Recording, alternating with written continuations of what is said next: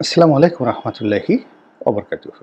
সম্মানিত দর্শক, আজকের যে শিরোনামটি নির্ধারণ করেছি, এই শিরোনাম নিয়ে কোনো রকম ভনিতা না করে সরাসরি আলোচনায় চলে যাই। সাবেক প্রধানমন্ত্রী শেখ হাসিনা তিনি এখন ভারতে রয়েছেন রাষ্ট্রীয় মেহমান হিসেবে। সেখানে বসে যা কিছু করছেন, যা কিছু বলছেন, প্রায় সব কিছুতেই বাংলাদেশ তোলপাড় হয়ে যাচ্ছে। তিনি টেলিফোনে কারোর সঙ্গে কথা বলছেন, সেটা আবার তার যারা লোকজন রয়েছে তারা ভাইরাল করে দিচ্ছে। তিনি বিদেশে বিভিন্ন যে আওয়ামী লীগের অঙ্গ সংগঠন রয়েছে বা সংগঠন রয়েছে, তাদের সঙ্গে ভার্চুয়ালি অডিও সেই বৈঠক করছেন, সেগুলো বাংলাদেশকে তোলপাড় করে দিচ্ছে।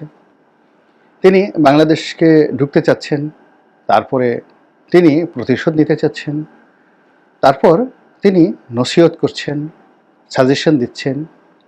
ডক্টর মোহাম্মদ ইউনূসের পেছনে আগে যেভাবে লিখেছিলেন ওভাবে লেগে আছেন। এই কাজগুলো তিনি অবিরত করে যাচ্ছেন।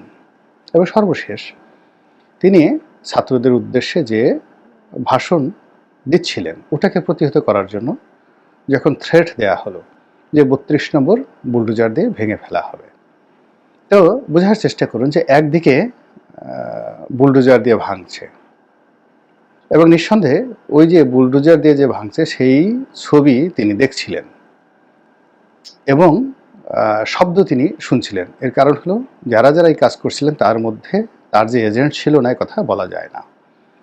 কিন্তু একদিকে তার যে অস্তিত্ব, তার পৈতৃক বাড়ি, তার গর্ভের ধন, তার যাকে বলা হয় আইডেন্টিটি, তার পলিটিক্যাল যাকে বলা হয় মূলধন, রাজনৈতিক মূলধন, তো এটা যখন তছনছ হচ্ছিল তখনও তার কণ্ঠ ছিল দৃঢ়। তিনি ছিলেন অবিচল, তিনি ছিলেন প্রতিহিংসা পরায়ণ এবং তিনি ছিলেন যাকে বলা হয় আগামী দিনে আরও বড় কিছু করার স্বপ্নে বিভোর, এবং সেইভাবে তিনি প্রায় ৪৫ মিনিট বক্তব্য দিয়ে গেছেন। তো এখন এটা দ্বারা আসলে কি বোঝায়? এটা দ্বারা ভবিষ্যতের যে আওয়ামী লীগের পরিণতি, এটি কি ইন্ডিকেট করে? অনেকে নীতি কথা আমরা বলছি যে শেখ হাসিনা নিজে পালিয়ে গেছেন, তার আত্মীয় স্বজনদেরকে তিনি নিরাপদে নিয়ে গেছেন, আর টাকা পয়সা তো অনেক আগেই তিনি নিয়ে গেছেন। আমরা বলার চেষ্টা করছি আওয়ামী লীগের যারা কেন্দ্রীয় নেতা তারা ১৯৭১ সনে যেভাবে দেশ ছেড়ে কলকাতাতে নিরাপদ আশ্রয় নিয়েছেন, এখন কলকাতার বাইরে তারা লন্ডনে, আমেরিকা, ইউরোপ, কানাডা সব জায়গাতেই বিত্ত এবং বৈভবের বিশাল পাহাড় গড়ে তুলে তারপর ওখানে থেকে এদেশের যারা নিরীহ আওয়ামী লীগার কেবলই মাত্র নৌকা করে বঙ্গবন্ধুকে ভালোবাসে, তাদের জীবনকে বুলডোজারের তলে ফেলে দিয়েছেন, তাদের জীবনকে হাতুড়ির নিচে ফেলে দিয়েছেন, আর ওখানে বসে বসে একটার পর একটা অনার সৃষ্টি তৈরি করছেন। এটা আওয়ামী লীগ যারা প্রতিপক্ষ তারা বলে শেখ হাসিনাকে নৈতিকভাবে দুর্বল করার চেষ্টা করছেন আর আওয়ামী লীগের মধ্যে বিভেদ তৈরি করার চেষ্টা করছেন। কিন্তু আপনি যদি খোঁজ নিয়ে জানেন তাহলে দেখতে পাবেন যারা বিদেশে আছেন, আজ পর্যন্ত গত ৭ মাসে একটা সিঙ্গেল লোক শেখ হাসিনাকে গালি দেয়নি।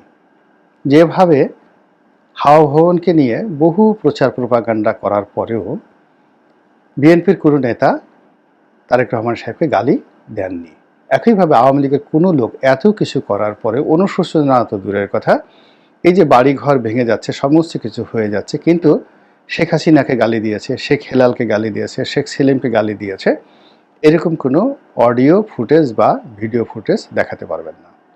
এর অর্থ এটাকে তারা মেনে নিয়েছেন।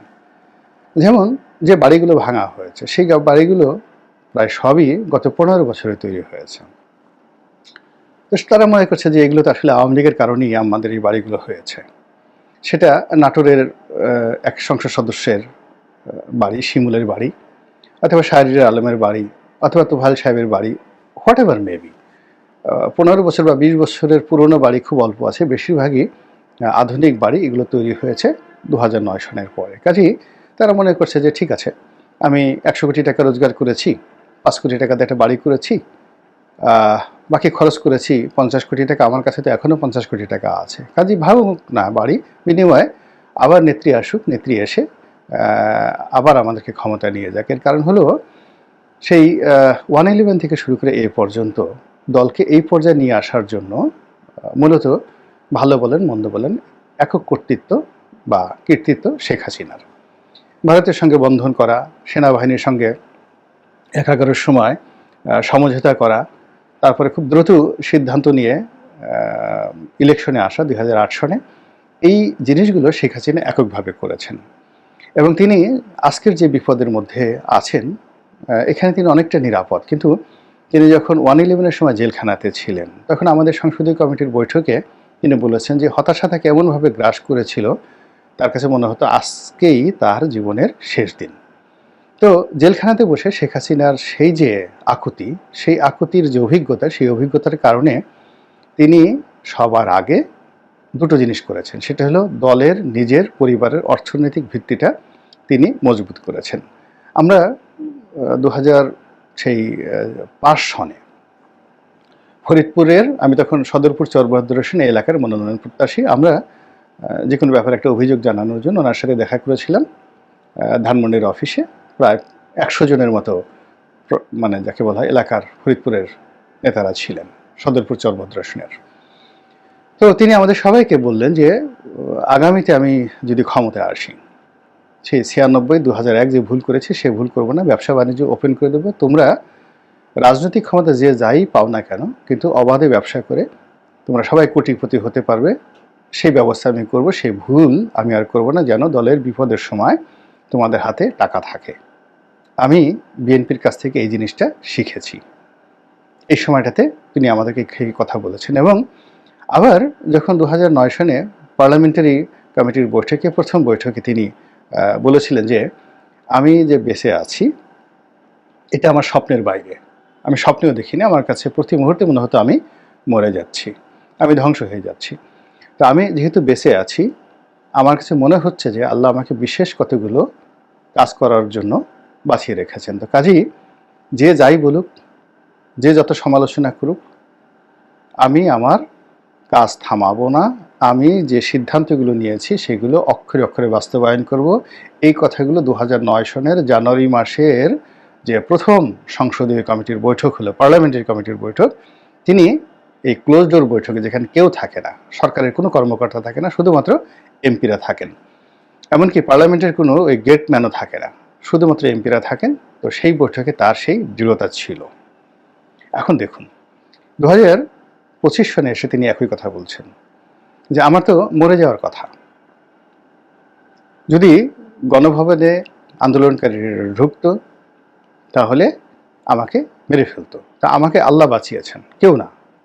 তিনি কাউকে ধন্যবাদ দিচ্ছেন না, বা কোনো সরকারি কর্মকর্তা বা বাহিনী তাকে রক্ষা করেছে, বা কোনো ভারত তাকে রক্ষা করেছে, কিচ্ছু না। তিনি সোজাসুজি বলছেন যে আমি প্রাণে রক্ষা পেয়েছি, আল্লাহ আমাকে বাঁচিয়েছেন, কাজেই আল্লাহ আমাকে যে হায়াতটা দিয়েছেন নির্দিষ্ট কিছু কর্ম করার জন্য, এবং সেই কাজগুলো আমি করব।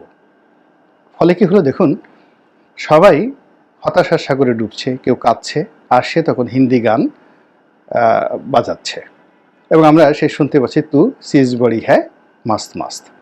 তো তিনি সেই হিন্দি গান শুনছেন, রং তামাশা করছেন, হাসি ঠাট্টা করছেন, নেতাকর্মীদেরকে উদ্বুদ্ধ করছেন। এবং এখন এই যে ভাঙচুরের পরে অনেক নেতাই, অনেক কর্মী তার সাথে কথা বলছেন, এবং এখন তিনি এত অ্যাভেলেবল যে বাংলাদেশের যে কোনো একজন ইউটিউবার যদি চায় তার একটা সাক্ষাৎকার প্রচার করার জন্য, তিনি ফোন করলে সেখানে অ্যাটেন্ড করবেন, দেশের বাইরে অ্যাটেন্ড করবেন, যে কোনো ফেসবুকারের সাথে তিনি আড্ডা দিবেন। তো এইভাবে তিনি নিজেকে উন্মুক্ত করে দিয়েছেন। ফলে নেতাকর্মী যারা দেশের ভিতরে বাইরে রয়েছে প্রতি মুহূর্তে তাকে টেলিফোন করার সঙ্গে সঙ্গে পেয়ে যাচ্ছে, এবং সে আগের থেকে ঘুমাতো না। বাংলাদেশে যখন ছিল, ওবায়দুল কাদেরের সেই কথা মনে আছে যে তার নেত্রী ঘুমায় না। তো তিনি অনেক আগের থেকে 2-3 ঘন্টার বেশি ঘুমান না। আর যারা দীর্ঘদিন এইভাবে নির্ঘুম রজনী যাপন করেন তাদের সাইকোলজিক্যাল, মেন্টাল অ্যান্ড ফিজিক্যাল অবস্থা কোথায় পৌঁছে এটা ডাক্তাররা ভালো বলতে পারবেন, কিন্তু তিনি আসলে ঘুমান না। এবং তিনি যখন প্রধানমন্ত্রী ছিলেন, সকল সুখ স্বাচ্ছন্দ্য নেয়ামত যখন তার পূর্ণতা ছিল, তখন যদি তিনি রাতে নির্ঘুম কাটাতেন, 1টা, 1:30, 2টা পর্যন্ত তিনি জেগে থাকতেন, আবার তাহাজ্জুদ নামাজ পড়ে তিনি তালিকা করতেন, যা কিছু করতেন, তারপরে তিনি ঘুমাতেন না কি করতেন জানি না, কিন্তু সকালে সবার আগে উঠে সেই বাগানে আসতেন, গণভবনের বাগানে আসতেন, তারপর শেষে অফিসে বসতেন। কোনোদিন 11টা-12টা পর্যন্ত তিনি শুয়ে আছেন এ কথা কেউ বলতে পারবে না, নো ওয়ান। তো সেই কাজ দিল্লিতে তিনি আরও বাড়িয়ে দিয়েছেন। এখন বোধহয় আগে যদি 3 ঘন্টা ঘুমাতেন, এখন 2 ঘন্টা ঘুমান কিনা সন্দেহ। 3-4 দিন পরে হয়তো ঘুমান, বাকি সময়টা তিনি একেবারে দেশ বিদেশে সবসময় সবার জন্য উন্মুক্ত থাকেন। তো এই যে তার যে একটা বেপরোয়া মনোভাব, এই বেপরোয়া মনোভাবের যে পরিণতি, সেই পরিণতি আমরা যারা আছি বাংলাদেশে, কেউ শেখ হাসিনার পক্ষে কেউ বিপক্ষে, সেটা বুঝতে হবে যে তিনি খুব সহজে ছেড়ে দেবেন না। 2 নম্বর হলো যে মানুষ যখন হতাশ হয়ে পড়ে তখন তার চেহারা ছুড়েতে আপনি দেখবেন যে কালিমা লিপ্ত হয়, তারপরে তার কণ্ঠ ভেঙে যায়, সে কাঁদে, তার হাত পা কাঁপে, থরথর করে হাত পা কাঁপে। কিন্তু উনি যে টেলিফোনে যেভাবে কথাবার্তা বলছেন তাতে মনে হচ্ছে তার বয়স আরও 20 বছর কমে গেছে, তার ভিতরে তারুণ্য বেড়ে গেছে, এবং তিনি যে কর্মগুলো অতীতে করতেন সেই কর্মগুলো করার জন্য তার হাত এখন নিষ্ফিস করছে। 80-র দশকে যারা ঢাকা বিশ্ববিদ্যালয় ছাত্রলীগের ক্যাডার ছিলেন, মানে অস্ত্র চালাতেন, তাদের মুখে শোনা যে প্রতিপক্ষের সাথে লড়াই করার জন্য তিনি অনেক সময় গুলি কিনে দিয়েছেন, ডাইরেক্ট যে এত রাউন্ড গুলি কিনে দিয়েছেন, নিজের হাতে টাকা দিয়েছেন। অনেকে তো বলে এই যে শেরাটনের সামনে যে নানক সাহেব বা আজম সাহেবদেরকে যে দায়ী করা হয় বিআরটিসি দোতলা বাসে গান পাউডার দিয়ে আগুন লাগানোর, এটা তার সরাসরি নির্দেশে। এখন এই যে তিনি যে সকল গুমের ঘটনা, ইলিয়াস আলী থেকে শুরু করে অন্য যে সকল গুম হয়েছে, তো প্রায় সব জিনিসই তিনি নিজে ডাইরেক্টলি হ্যান্ডেল করেছেন, অর্থাৎ যে করেছে তার সাথে তিনি নিজে কথা বলেছেন, কোনো ভায়া মিডিয়া নেই। সে যেই করুক না কেন, যেমন ধরুন একজন মেজর যদি কোনো একটা কাজ করে থাকেন র্যাবের, তাহলে মেজরের সাথে শেখ হাসিনার ডাইরেক্ট যোগাযোগ ছিল, তিনি র্যাবের ডিজির মাধ্যমে বেনজিরের মাধ্যমে কোনো কাজ করাননি। আবার বেনজিরকে যেটা বলেছেন ওটা ডাইরেক্ট বেনজিরকে বলেছেন। কোনো ওসি প্রদীপকে যদি তার দরকার হতো সরাসরি প্রদীপকে তিনি সেই কর্ম করতেন। তো একইভাবে এই কাজ করে তিনি আওয়ামী লীগকে সামলিয়েছেন, এরশাদকে সামলিয়েছেন, ফ্রিডম পার্টিকে সামলিয়েছেন, জামাত শিবিরকে সামাল দিয়েছেন, রাষ্ট্র ক্ষমতা 15 বছর বৈধ অবৈধ অনিয়ম যা কিছু হোক না কেন তিনি চালিয়েছেন। এই বুদ্ধি দিয়ে তিনি ভারতকে নাকানি চুবানি খেয়েছেন, আবার এখন সে ভারতের মেহমান হিসেবে ভারতে আছেন। চীনকে নাকানি চুবানি খেয়েছেন, আমেরিকাকে নাকানি চুবানি খেয়েছেন। আবার এখন যে ট্রাম্প প্রশাসন, তারা এসে প্রচার করেছে যে ডিপ স্টেট, যে তাদের একটা প্রকল্প আছে, সেই প্রকল্পের মাধ্যমে বিলিয়ন বিলিয়ন ডলার খরচ করে বিভিন্ন দেশে যে সরকার পরিবর্তন হয়েছে, সেই সরকার পরিবর্তনের মধ্যে বাংলাদেশের নামও অন্তর্ভুক্ত হয়ে গেছে, যে 2018 সাল থেকে সরকার এই বাংলাদেশ শেখ হাসিনার বিরুদ্ধে চক্রান্ত করে তারপর এই সরকার পতন ঘটিয়েছে। কাজেই শেখ হাসিনার এই যে মানসিক যে স্ট্রেংথ, সে এখনও মনে করছে যে জনগণ তাকে ভালোবাসে, জনগণ বিক্ষুব্ধ নয়, এবং সে আবার বাংলাদেশে আসলে লোকজন তাকে বরণ করে নেবে, এবং she could do better than anybody. এই যে তার যে মানসিক অবস্থা, এটা তাকে একেবারে তার উপর বুলডোজার চালিয়ে না দেওয়া পর্যন্ত এটি থামবে না, কোনো অবস্থায় থামবে না, সেটি চলতে থাকবে। কাজেই যতক্ষণ পর্যন্ত শেখ হাসিনা আছে ততক্ষণ পর্যন্ত আওয়ামী লীগের এই যে বৈশিষ্ট্য চরিত্র, এটি এক চুলও এটি বন্ধ হবে না। অতি সম্প্রতি নিজুম মজুমদার নামে একজন আলোচিত আওয়ামী লীগ নেতা আছেন, তাকে অনেক অনেক কথা বলেন, কিন্তু তিনি আওয়ামী লীগ করেন, খুব স্ট্রংলি আওয়ামী লীগ করেন। তো তিনি একটি স্ট্যাটাস দিয়েছেন, দেখলাম যে সেই স্ট্যাটাসে তিনি বলার চেষ্টা করেছেন যে শেখ হাসিনা যদি হিমালয় পর্বত হয় তার তুলনায় তিনি একটি তেলাপোকা। এই কারণে বলেছেন যে তিনি হয়তো এই সময়টিতে তার সাথে কথা বলেছেন এবং তাকে পরামর্শ দিয়েছেন যে আমেরিকার দাবি মেনে নেন, এটা করেন, এটা করেন, ইত্যাদি ইত্যাদি, এইভাবে তো আসলে শেষ হয়ে যাব।